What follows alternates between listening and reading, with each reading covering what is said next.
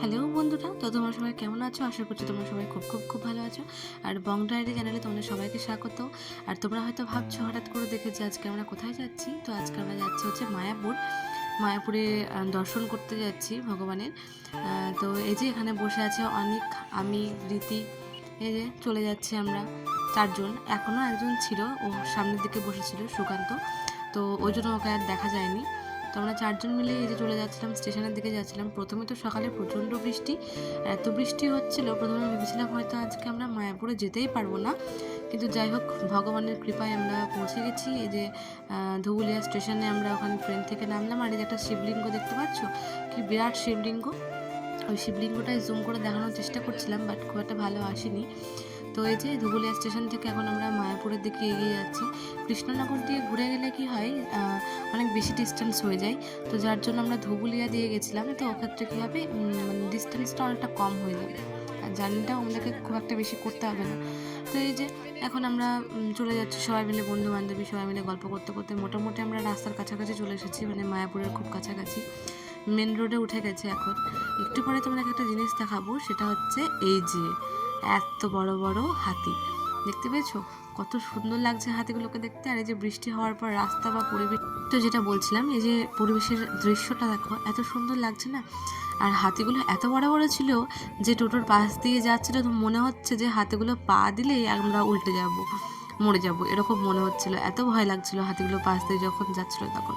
আর এই যে টোটো থেকে এখন আমরা নেমে পড়েছি, চলে এসেছি সেই সুন্দর দর্শনীয় স্থান মায়াপুরের এখন গেট দিয়ে আমরা ঢুকে যাব এখানে। আমরা ওই দিনকে যেহেতু প্রচণ্ড বৃষ্টি পড়ছিল, তো বৃষ্টি পড়ার জন্য আমরা খালি পায়ে হাঁটতে পারিনি, প্রচুর জল কাদা ছিল চারিদিকে। তো কী হয়েছে, জুতো পরেই আমরা মোটামুটি এদিক ওদিক একটু ঘোরাফেরা করেছি। ওই দিন লোক যদিও অনেক কম ছিল, আর মাঝে মাঝেই পিটপিটিয়ে বৃষ্টিপাত হচ্ছিল। হ্যাঁ, আর ওয়েদারটা কিন্তু খুব সুন্দর ছিল, খুবই সুন্দর লাগছিল ওয়েদারটা দেখতে। চারিপাশ দেখো কত সুন্দর সবুজে সবুজে ভরে গেছে। আর এই যে এবার আমরা এদিক ওদিক একটু ঘোরাফেরা করে এদিক ওদিক দেখে একটু তারপরে আমরা চলে যাব মায়াপুরের যে মেন মন্দির, সেই মেন মন্দিরের ওখানে। তারপরে আমরা ভোগের জন্য টিকিট কাটবো। হ্যাঁ, তারপরে ভোগের জন্য টিকিট কাটার পরে তারপরে ওখান থেকে আমরা আর একটু ঘোরাফেরা করে তারপরে তখন ভোগ প্রসাদ গ্রহণ করার জন্য এগিয়ে যাব। আর এই যে দেখতেই পাচ্ছ যে ওই যে বড় মন্দিরটা যে তৈরি হচ্ছিল তখন, এখন যদিও ওপেন হয়ে গেছে, কিছুদিন হলো এখন ওপেন হয়ে গেছে। আমরা যখন গেছিলাম, আমরা এটা গেছিলাম মায়াপুরে বেশ অনেক দিন আগের কথা। তো ব্লগটা তখন আমার ছাড়া হয়নি, এখন আমি ব্লগটা ছাড়ছি। তো এই যে দেখো চারিদিকে খুব সুন্দরভাবে সব কিছু সাজানো গোছানো রয়েছে। সেদিনকে অনেক মানুষজন কম ছিল যখন আমরা গেছিলাম। আমরা মোটামুটি 8-9টার দিক করে ওখানে পৌঁছে গেছিলাম। হ্যাঁ, তো এরকম টাইমের দিকে গেলে মোটামুটি একটু ফাঁকায় ফাঁকায় ঘোরা যায়, আবার ঠিক মতন খাবারের অর্ডারও, মানে খাবারের যে টিকিট সেটা কাটা যায় ভালোভাবে। আর এই যে এখানে একটা সিনেমা হল মতো ছিল, যেখানে রাধাকৃষ্ণের বা শ্রী চৈতন্যদেবের বিভিন্ন সিনেমা টিনেমা দেখানো হতো। তো ওইখানে গিয়েই আমি কয়েকটা ছবি টবি তুলেছি। আর এই যে এখানে আমরা যাচ্ছিলাম গোশালার দিকে এগিয়ে যাচ্ছিলাম, এই রাস্তা দিয়ে গোশালা যেতে হয়। তো এখানে দেখতে পাচ্ছ, এখানে অনেক বড় লম্বা লাইন, ওই যে ফ্রিতে খাওয়ানো হয় 4 বেলা করে, ওই ফ্রিতে খাওয়ানোর যে লাইনটা, ওটাই হচ্ছে এই লাইনটা।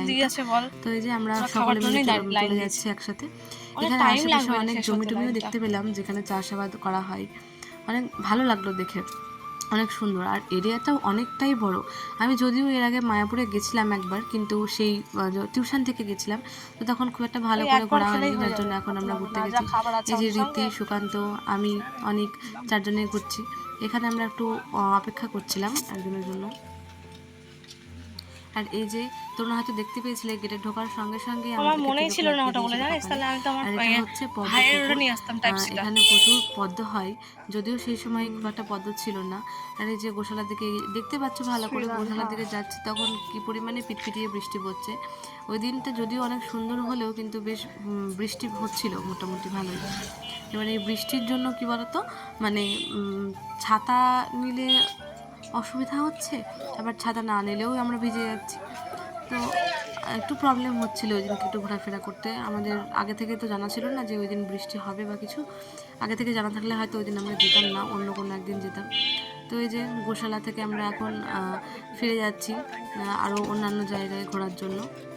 এইবার আমরা একটু ঘোরাফেরা করে টিফিন খেয়ে তারপরে তখন আমরা মন্দিরগুলো আর একটু ঘুরবো, মন্দিরে গিয়ে বসে থাকবো।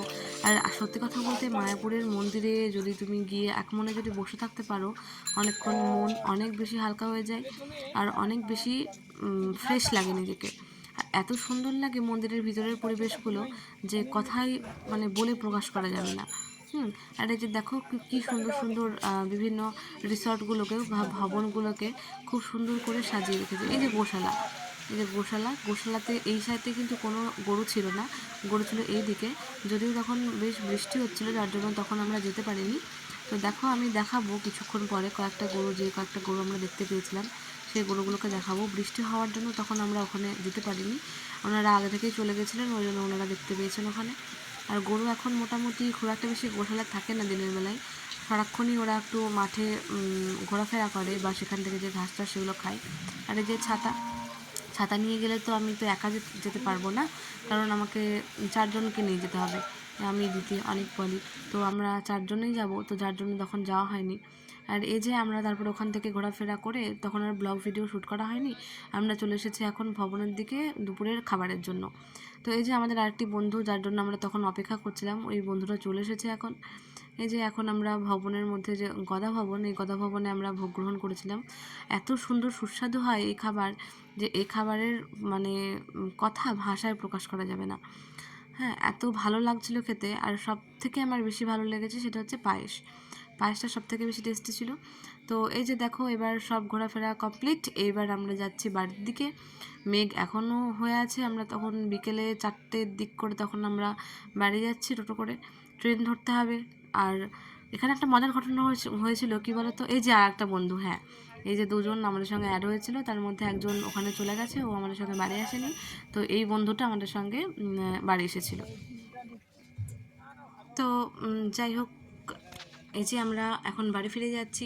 আর এই বন্ধু যে আমাদের সঙ্গে মানে লাস্টে আমাদের সঙ্গে যুক্ত হয়েছিল। তো যাই হোক, আজকের ব্লগটা এখানে শেষ করছি। ভিডিওটি ভালো লাগলে চ্যানেলটি সাবস্ক্রাইব করে আমার চ্যানেলের পাশে থেকো। টাটা।